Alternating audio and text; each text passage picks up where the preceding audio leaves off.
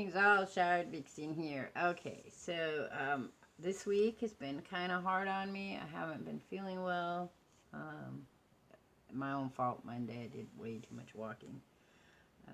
I just, FYI, for those who are interested, I got a date for my hearing for my SSI. I'm both excited and very stressed about that. It's in October, so it's going to be on my mind a lot, off and on. Though, for the last 3 years, it's always been on my mind. I'm sorry I keep playing with my hair, but it's really long. And the mask, as much in my face, my Shardvixen face, the hair just kind of has a hard time, I guess. I probably should put it up when I do a vlog. I don't know. Like playing with it. Look how long it is. It takes so forever for my hair to grow. This was how long it was the last time I cut it all off. And then I grew it out short to go to get my master's degree. They said, you should have a little more of a professional look. And I said, okay, so I just chopped it all off. And then after about a year of it, I was like, nah, fuck it. I like my hair the way it is.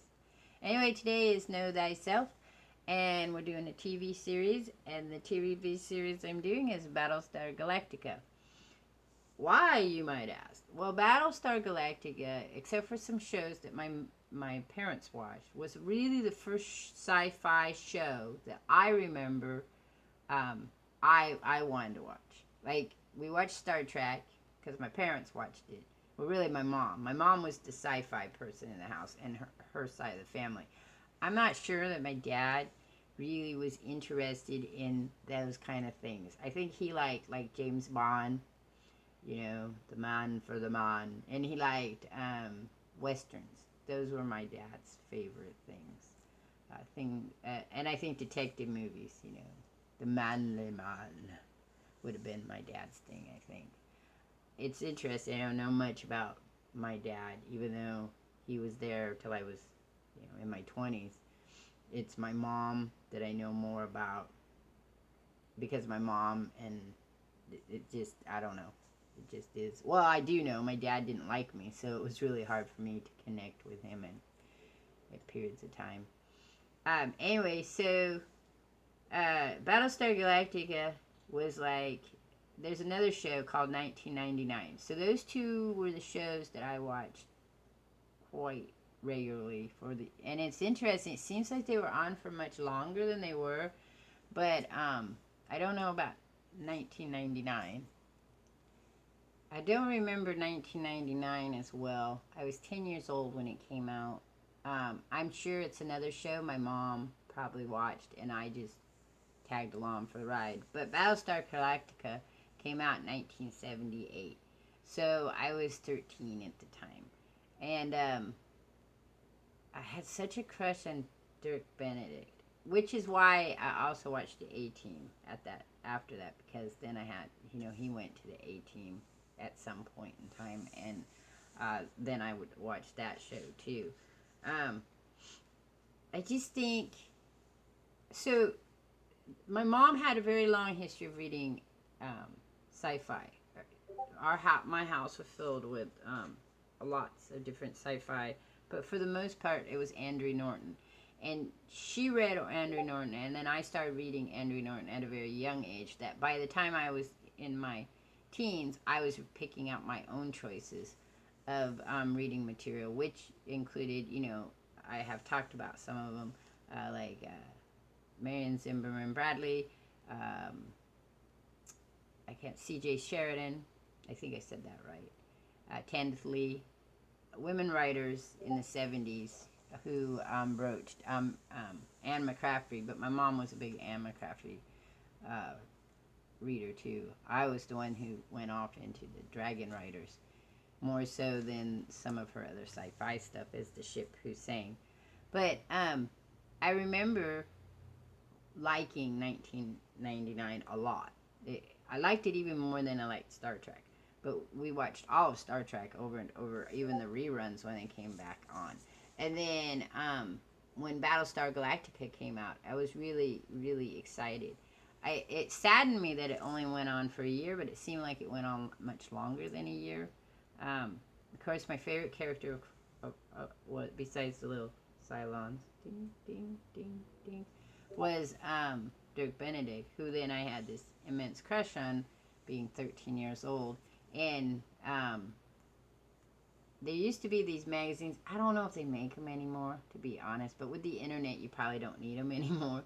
But there used to be, I think Teen Beat still exists, and you'd buy these. It was the only thing I read besides books and comic books was the teen magazines, and so there'd be posters, just everywhere around my room, and Dirk Benedict was part of those.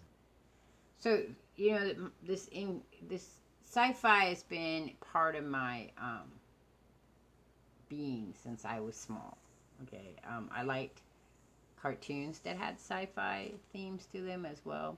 But in Battlestar Galactica, I think was the first time I started realizing that I liked the idea of stories, to write stories in sci-fi. I liked the idea of exploring that humans didn't necessarily come from Earth, because that's kind of what Battlestar Galactica hints at. They were the 12 colonies, and Earth was the 13th colony, a secret colony hidden from the Cylons. And then you had these creatures, the Cylons, who wanted to totally wipe out human race. And that was their goal. And so they were like on this other side of the universe. So Earth was on one side, and it was quiet, and nobody knew where it was at, and it was secret. And then there were the 12 colonies over on the other side, who were the great civilization, spacefaring humans. Now, at the time, I didn't know, but later, you read back about, you learn, well, when the onslaught of internet starts telling you what things are about, then you have more and more information at your fingertips. So, if you go read about Battlestar Galactica, the creator of Battlestar Galactica likened it to the Mormon Society. And so there probably is a lot, if I was to read it now and go back and watch the old Battlestar Galactica, you'd have, and even the new, I would think, you'd have this sense of different things being spoken about. I mean, you could tell in the first sense, looking back at Battlestar Galactica, there was a huge spiritual theme. And then that just came out even more so in the second one. Even if they weren't following the Mormon, there was still that huge spiritual sense of hidden meanings within words, which I always find interesting in sci-fi. I like that. And then when Battlestar Galactica, the newer one, came out in 2004, I was, by that time, had 2 children. My son was born the same year. I didn't really watch it when it first came out. So, because I've always been not quite had a lot of money, cable and TV, I didn't always have. What I would do is someone would tell me about something like The Walking Dead. How I found out about The Walking Dead was this: I was working in a preschool, summertime, and this guy came in with this shirt that had The Walking Dead on it. I was all like, hey, what's that? Because that's how I would find out about stuff. And he'd be all like, oh, this is a TV show. And I'm like, it's from a comic book. And I'm like, really? And I went and looked up the comic book, and then I found the TV series for it, which will be probably talked about at a later time. I'm doing there's a lot of pausing in this and editing. I'm not feeling really well. I've got problems with my head today, my shoulders, and my legs.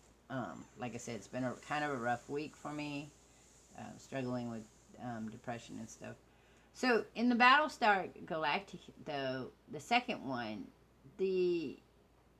and I think that it's good when they do this, when you see a show that was made one time and then in a certain period of time, like in the 70s, and then made again 30 years later, because it shows a shift in thinking, it shows a shift in what is allowed on TV, it shows a shift you know, about what we accepted and want from our characters on TV.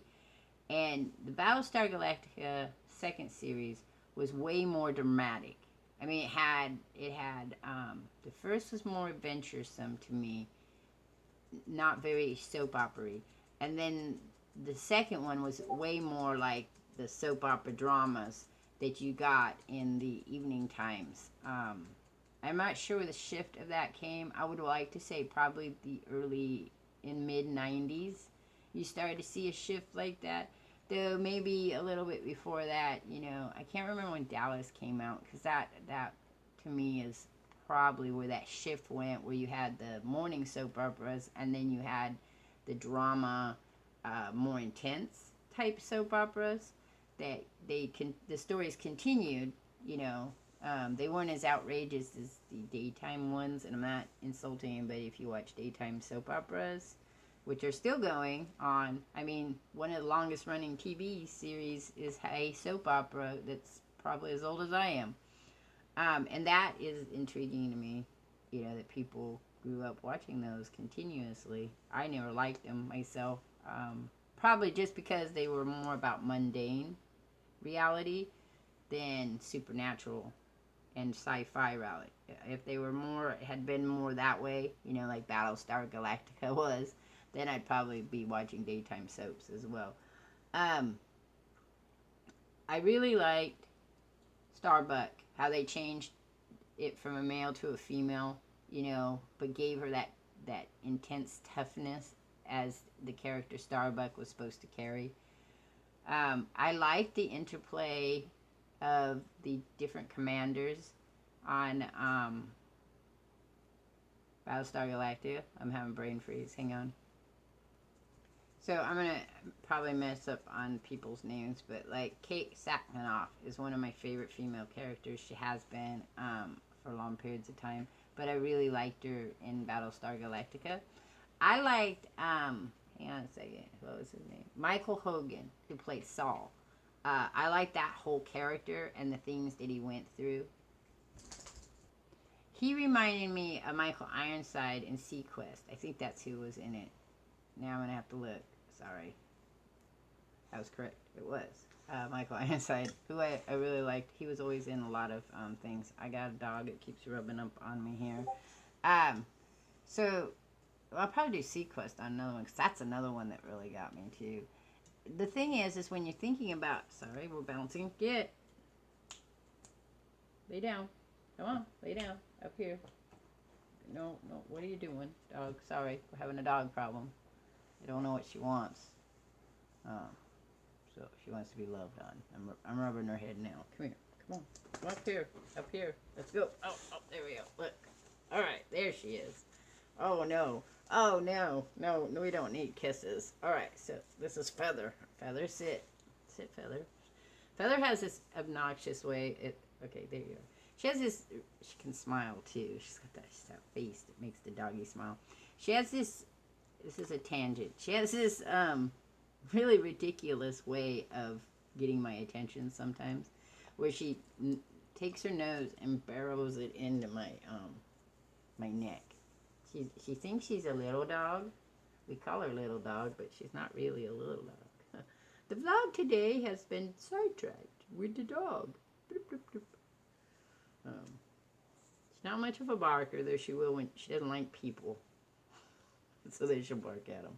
Like if they come in the house. They come to the dog park sometimes. Feather. Feather, you're shedding all over me. Feather. Feather, you could at least look at the camera if you're going to take up my time. Feather. No, see, she wants me to pet her a lot. She probably did something she's not supposed to. That's usually when she wants lots of loving. She's not my dog. I mean, she is, but she's not. Like, my daughter picked her out and wanted her for her baby. Wanted a little dog instead of the big dog we have. Oh, hang on. Oh no, devastating news. The TV became unplugged upstairs, and only I can fix it. So, really quick, we'll get back to... Okay, can you let me finish my vlog, please? So, Let's see. I liked also how the Cylons had humans, that like androids. That was pretty cool. I like that. I like that they could replace them. So that was a really cool. And if you, I guess I should say spoilers, spoilers. So if you've never watched Battlestar Galactica, you should watch Battlestar Galactica. It's a great sci-fi.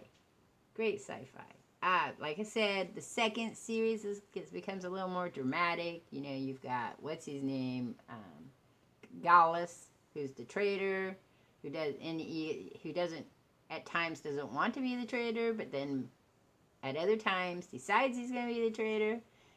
Um, it has such interesting people in it. How they made the characters work. But the most profound one I thought was when they found Earth, and I can't remember the character's name, but everyone is like trying to decide how, this is towards the end, is trying to decide how this impacts them, and everybody has a different way of dealing with it. But the one that was most profound to me is the one where they tackle suicide, and it blows you away because they set it up exactly how it is in real life for everybody else.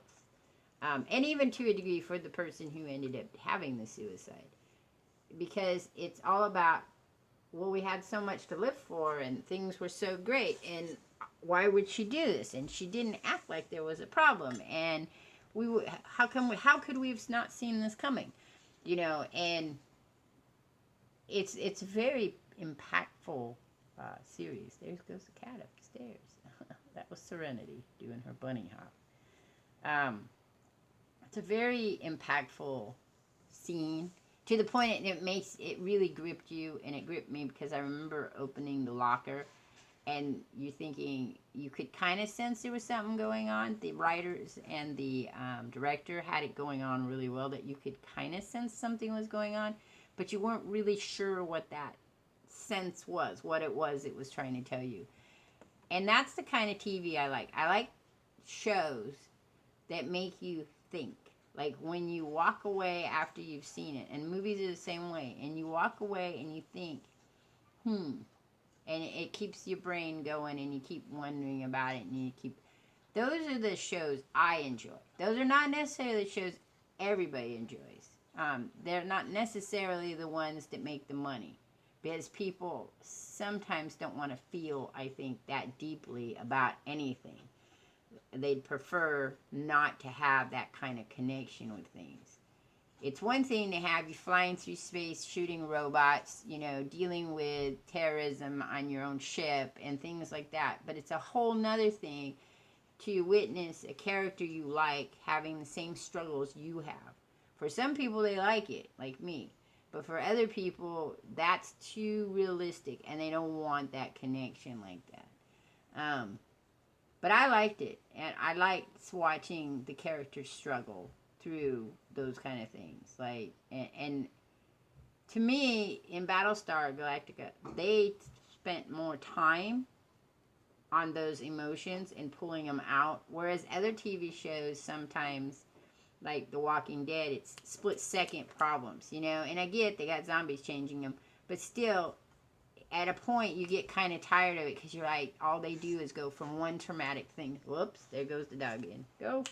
One traumatic event to the next traumatic event to the next, and they never have any downtime. It's suggested they have downtime, but that it's not really ever talked about. They don't really come together at periods of time a lot. I mean, there's pieces here and there about it, but not a whole lot. And so I think that's what makes me tired after a while of some series, because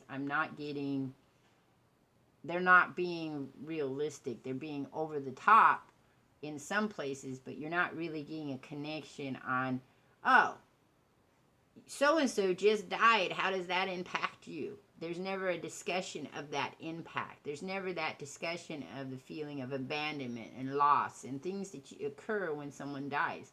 There's never that just a rest period where they go, I mean, some of my other favorite shows did that. There was always a period, sometimes good, sometimes bad, but there was always a period where all of what happened to you kind of sunk in, and how did that make you feel? And it might be very short, it might be hilarious, it might be done in a parody, but there was just that period of time that gave you a break in between all this mass amount of action to all this other mass amount of action. In movies, you don't expect that to happen because there's such a short period of time. So you kind of, you're only seeing a brief period of time, and you're not really going to see kind of what would be naturally human closure. Whereas in a TV series, you kind of, to watch them over a long period of time and watch characters grow, you kind of need that. And so the really great TV shows are the ones that allow for those brief periods of time for everybody to go, and then on to the next thing. All right, so that's it. Big sci-fi fan. I would suggest that you watch both if possible. I have all the series of Battlestar Galactica. Interesting though, as much as I've liked it, I've never actually gone back and watched them all again. I think I watched the first season twice, but I've never gone back and watched them again. There's only a few TV series that I've ever done that for. Farscape's one. Stargate's another one. I think because the characters, I loved them so much. In Battlestar Galactica, it was more about adventure, and it was hard to really connect with some of them. Except Starbuck. I really liked her, like I said, her struggles through it. Anyway, so that's it. I'm out here. Next one is What Does the Vixen Say? If I stay on schedule, it'll be next Saturday. Next week is kind of a busy weekend. It's the conversion. Today is the closing of the entries, and we're going to start voting. And then the conversion will come next week, and then that'll be the end of it. And I don't know that I'll do it again next year. If I do, it'll just be me entering contests. It won't be me building contests. I'm thinking I get too wrapped up in it, I get tired and whatnot. Anyway, so I'm out here. Catch y'all on the flip side. Peace.